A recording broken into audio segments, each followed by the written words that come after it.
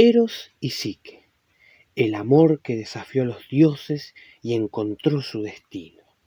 En los albores del mundo, cuando el viento aún llevaba la fragancia de los dioses perdidos, vivían en Grecia 3 princesas, hijas de un rey que, en su orgullo, pensaba que todo lo que tocaba se convertía en oro.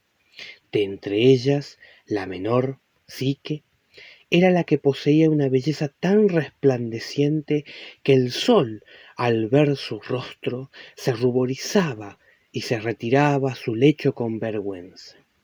Pero a pesar de su hermosura, nadie se atrevía a acercarse. Ni los jóvenes más valientes ni los hombres más poderosos se atrevían a siquiera rogar por su amor. En las plazas, en las tabernas, en las plazas del mercado, todos hablaban de ella como si fuera una diosa, un ser tan celestial que el mismo Olimpo se había puesto celoso de su fulgor. Las hermanas mayores ya habían sido reclamadas por los dioses de la tierra. Se habían casado y se fueron a vivir con sus maridos. Pero Psique permaneció sola, como un altar sin ofrendas, como una isla en medio de un mar desconocido. Y el pueblo, que solía rendir homenaje a la diosa Afrodita, empezó a olvidar el culto hacia ella. Fue entonces cuando la diosa, herida en su orgullo inmortal, mandó a su hijo Eros, el dios del amor, con una flecha de desesperanza. La orden era clara: clavarla en el corazón de Psique, para que el veneno del amor ciego hiciera su trabajo.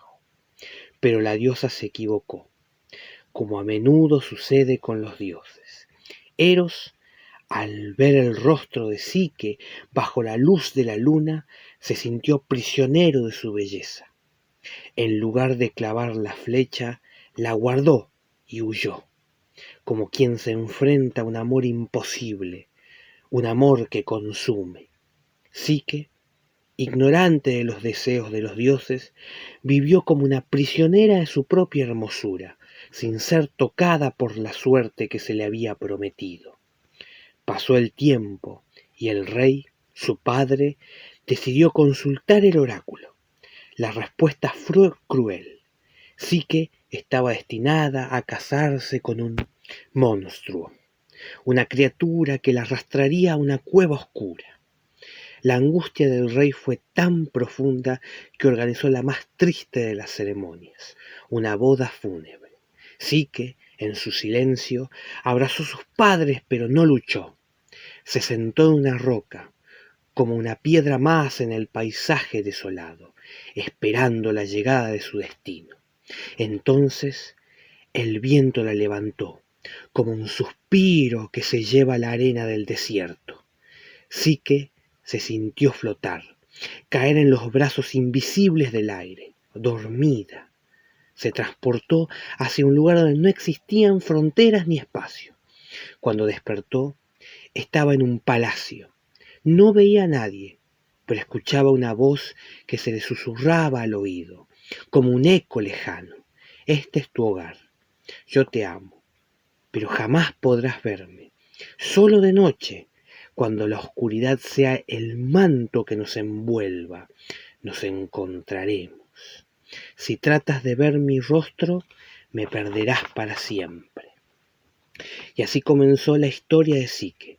Sus hermanas, con los ojos brillando de envidia, fueron a visitarla. Les contó historias, tejió mentiras para mantener su secreto, pero sus palabras nunca fueron suficientes. Querían saber la verdad, y Psique, en un instante de debilidad, cedió. Una noche iluminó el rostro de su esposo y vio lo que había sido oculto. No era un monstruo, sino el propio Eros, el dios del amor, un dios tan hermoso como las estrellas del cielo. Pero al descubrir la verdad, Eros desapareció. Psique, desolada, cayó en un abismo de dolor.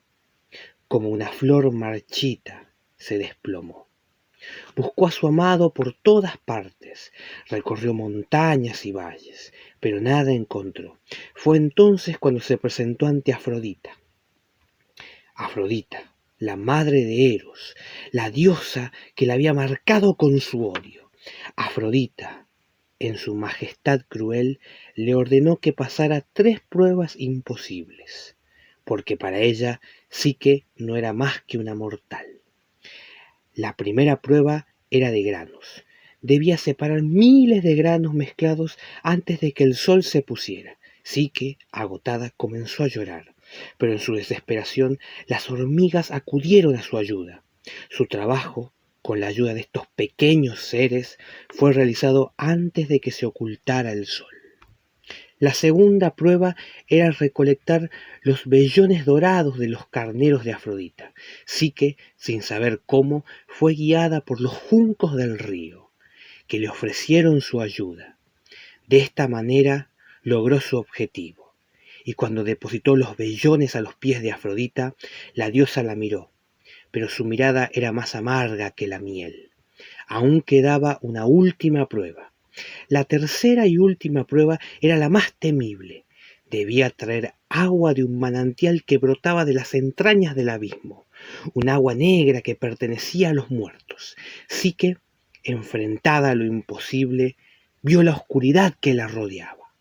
Un águila, un ser que habitaba en el aire, se acercó y le ofreció su ayuda. Le entregó el agua negra y Psique regresó con la copa llena, a pesar de las amenazas que la rodeaban. Pero Afrodita, implacable, aún no había terminado con ella. Le ordenó que descendiera a los reinos de los muertos y obtuviera de Perséfone el don de la eterna belleza. Psique, débil y desolada, emprendió el viaje. En su paso, la torre le habló. Si entras en el reino de los muertos sin cuidado, te convertirás en una sombra errante y nunca más podrás ver a tu esposo. Pasó por las sombras, se enfrentó a Caronte y a Cancerbero, y al final alcanzó a Perséfone, quien le dio el don, pero le advirtió: no abras el cofre hasta que salgas del reino de la oscuridad. Sin embargo, la desesperación de Psique fue más fuerte. Abrió el cofre y el sueño mortal la envolvió.